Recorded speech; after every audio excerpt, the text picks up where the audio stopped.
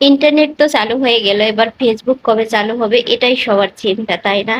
আমার আপনার যারা কন্টেন্ট ক্রিয়েটার আছে, যারা ফেসবুকের উপরে নির্ভরশীল, যারা ফেসবুক থেকে ইনকাম করেন, তাদের একটাই এখন মনে হচ্ছে চাওয়া যে ফেসবুক কবে চালু করে দেবে।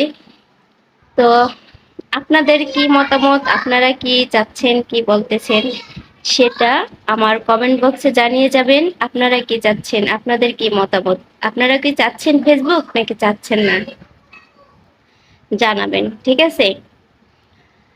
আর এটা সত্যি যে ঠিক আছে, ফেসবুক যখন ছিল না তখন মানুষ জানতো না, ফেসবুকের ব্যবহার জানতো না, ফেসবুক থেকে কিভাবে ইনকাম করতে হয় সেটা জানতো না।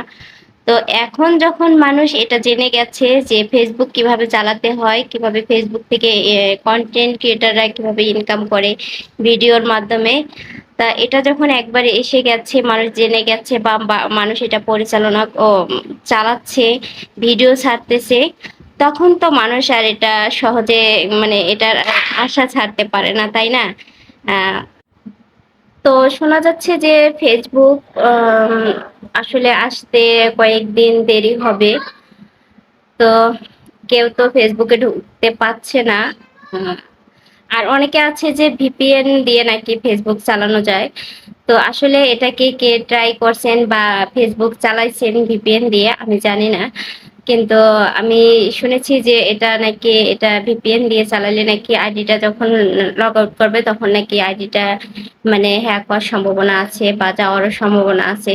তো আমি এই রিস্ক নেই কারণ আমার কষ্টের আইডি, তাই আমি এই রিস্ক নিতে চাই না। আমি ধৈর্য ধরে আছি যতক্ষণ না খুলছে ফেসবুক, সরকার থেকে না দিচ্ছে ততক্ষণ আমি এটা।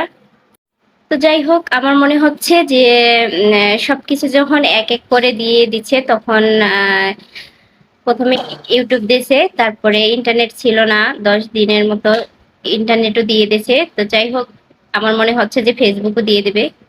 তা আমরা একটু ধৈর্য ধরি। হ্যাঁ, যেহেতু যার যার শখের কি কষ্টের আইডি, অনেক কষ্ট করে আইডিটাকে বড় করেছেন, তো শুধু শুধু এই ভিপিএন ব্যবহার করে আইডিটাকে নষ্ট করিয়েন না, একটু ধৈর্য ধরেন। আমার মনে হচ্ছে যে আসবে, সবকিছু ঠিক হয়ে যাবে। তো একটু ধৈর্য ধরেন। তো ঠিক আছে, সবাই ভালো থাকবেন, ভিডিওটা এখানে শেষ করছি। আল্লাহ হাফিজ।